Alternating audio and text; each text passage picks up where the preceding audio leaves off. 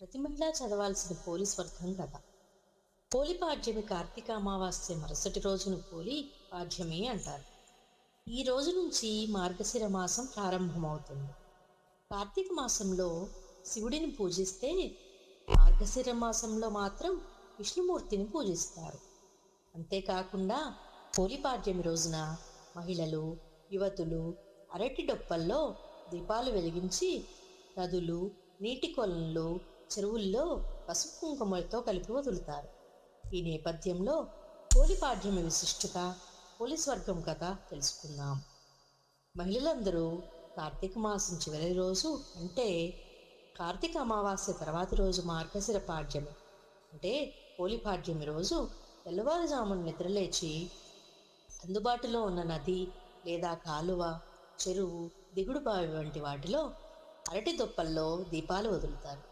అలా అతివలంతా ముచ్చటగా అరటి దుప్పల్లో నీటి అలలపై వదిలిన ఈ దీపపు కాంతులే వారి జీవితంలో అలుముకున్న చీకట్లను పారదోలి కాంతిమయం చేస్తాయని, అంత్యంలో స్వర్గానికి చేర్చే వెలుగు తీరంగా మారుతాయని నమ్మకం. అరటి దుప్పల్లో పెట్టిన దీపాలు నీటి కెరటాల తాకిడికి నెమ్మదిగా కదులుతుంటే ఆ సుందర దృశ్యాన్ని చూసేందుకు 1000 కన్నులు సరిపోవంటే అతిశయోక్తి కాదు. ఈ సుందరమైన అపూర్వ అద్భుత సోయగాన్ని చూసేందుకు దేవతలు దివి నుంచి భూమికి దిగి వస్తారని, ఈ దివ్యల్ని చూసి ఆకాశంలో నక్షత్రాలే వెలవెలబోతాయంటే అతిశయోక్తి కాదు. ఈ దీపాల పర్వాన్నే పోలిని స్వర్గానికి పంపించడం అంటారు. ఇందుకు సంబంధించి ఒక కథ కూడా ప్రచారంలో ఉంది. పోలి స్వర్గం కథ ఏమిటంటే, అనగనగా ఒక చాకలి స్త్రీ ఉండేది. ఆమెకు 4 కొడుకులు, 4 కోడళ్ళు ఉండేవారు. ఆమె ఆశ్వయుజ బహుళ అమావాస్య నుంచి కార్తీక మాసమంతా ప్రతిరోజు తన 4 కోడళ్లలో 3 కలిసి నదీ స్నానం ఆచరించి అక్కడే దీపం వెలిగించి వస్తుండేది. ఇంటి చాకిరీ మొత్తం చిన్న కోడలైన పోలిపై వేసేసి వెళ్ళేది.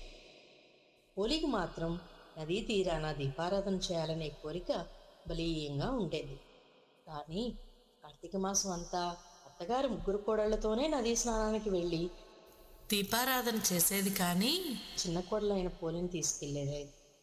కార్తీక మాసం అంతా పూర్తయిన తర్వాత కార్తీక బహుళ అమావాస్య రోజు కూడా అత్తగారు తెల్లవారుజామున నిద్రలేచి తన 3 కోడళ్లతోనే నదికి వెళ్ళింది. కోడలు పోలి మాత్రం ఎలాగైనా ఈరోజు దీపం పెడతాను అని అనుకొని చల్ల చిలికిన కవ్వానికి అంటుకొని ఉన్న వెన్నను తీసుకొని పెరటిలో ఉండే పత్తి చెట్టు కింద రాలిపడిన పత్తి కాడను తీసి పత్తిగా చేసి పెరటిలోనే ఉన్న బావి వద్ద స్నానం చేసి వెన్న వత్తితో కలిపి దీపం వెలిగించి ఆ దీపం అత్తగారు చూడకుండా దాని మీద ఒక కంపలాంటి దానిని మూత వేసింది. బొందితోనే స్వర్గానికి వెళ్ళిన పోలి అంతోనే పైనుంచి తేజోమయమైన కాంతిపుంజం వంటి దివ్యమైన దేవతా విమానం పోలి ఇంటి ముందుకొచ్చింది. దేవతలంతా పోలిని ఆ విమానంలోకి సాదరంగా ఆహ్వానిస్తూ లోపల కూర్చోబెట్టుకున్నారు.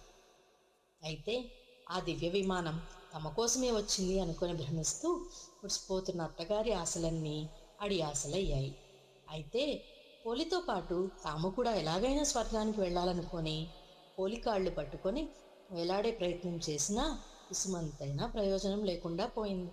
చిన్న కోడల్ని దీపం పెట్టనీయకుండా దుర్బుద్ధితో ఆటంకాలు కల్పించిన అచంచలమైన భక్తితో వాటన్నింటినీ అధిగమించిన పోలి భక్తి శ్రద్ధలకు పరంధాముడు ఎంతగానో పరవశించాడని, అందుకే పోలిని తీసుకురమ్మంటూ పుష్పక విమానం పంపించాడని అత్త 3 కోడలకు వివరించిన దేవతలు పుష్పక విమానాన్ని పట్టుకు వేలాడుతున్న వారిని తోసివేశారంట. అప్పటి నుంచి మహిళలంతా పోలిని తలుచుకుంటూ కార్తీక అమావాస్య మరుసటి రోజు తెల్లవారుజామున అరటి దొప్పల్లో వత్తులను వెలిగించి నీటిలో వదులుతారు. కార్తీక మాసంలో ఒక్కరోజు కూడా దీపాన్ని వెలిగించకపోయినా కనీసం పోలి పాడ్యమి రోజు 30 వత్తులను వెలిగించి నీటిలో వదిలితే కార్తీక మాసం అంతా దీపారాధన చేసిన పుణ్యం కలుగుతుందని కార్తీక పురాణం చెబుతోంది. కాబట్టి మనం గ్రహించాల్సింది ఏమిటంటే, దుర్బుద్ధి విడి నిష్కల్మషమైన మనసుతో ఏ పని చేసినా దానిని పరమాత్మ స్వీకరిస్తాడని తెలుసుకోవాలి. సర్వే జనా సుఖినో భవంతు.